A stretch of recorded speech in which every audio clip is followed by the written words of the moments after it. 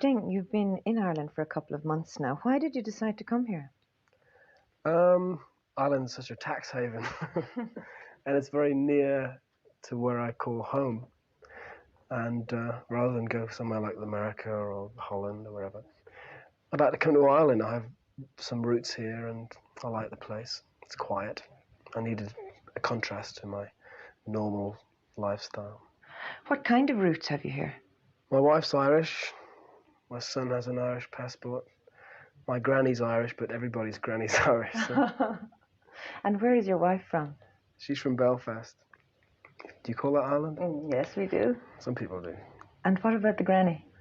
Where's she from? The granny's called Murphy and came over in the potato famine, so she could be from anywhere. Well, your credentials are good anyway. And what about the name Sting? Where did that come from? The name Sting is a nickname I've had for at least 12 years. It's very official. My mother calls me Sting. My father calls me something else, but it's unrepeatable. I got it when I was about 16. I was playing in bands in Newcastle.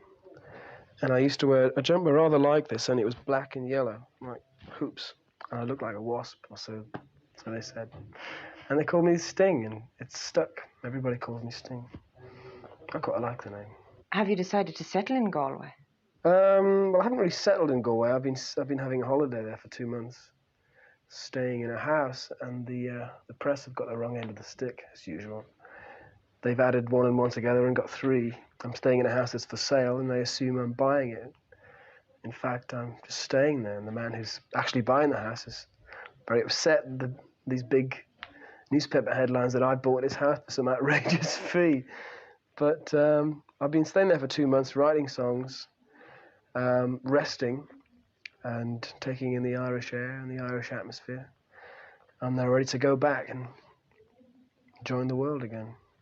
Do you think it's going to become more of a trend for British artists to come over to live here in Ireland? Maybe. One thing that is burgeoning and rather nice in Dublin is the recording studio situation. I'm working here at the moment in a small studio, demoing new songs.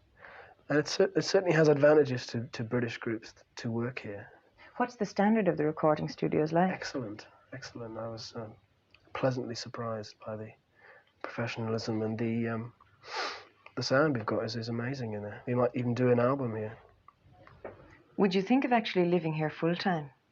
I think I might spend the twilight years of my life here. The twilight years? Why twilight? 6 months' time. Well, because it's somewhere you could retire to. Do you expect to be retiring shortly? Yes, about 6 months. Why is that? I've said it all now. I'm kidding. I'd like to go on as long as possible, but I mean, there's a finite limit to how long a band lasts. I'm very aware of how transient the whole thing is. And in 6 months' time, indeed, we could be on our uppers. So It's developed organically, didn't it? It's not a commercial creation. it wasn't commercially created by some entrepreneur in the sky. It was our idea, and we wanted to play music. However, we are a very commercial group.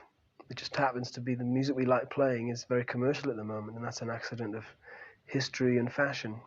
We just happen to be very lucky, I suppose. Well, you were a teacher beforehand. Did you ever realize that you were going to get to this stage of stardom, or did you just think you were going to become a professional musician? No, I had no idea. I mean, who would? This would happen to me.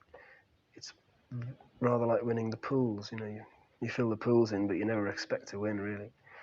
And I left teaching because I wanted to play music solely, and that was my ambition, just to make my living playing music, and the success just came. Are there any disadvantages?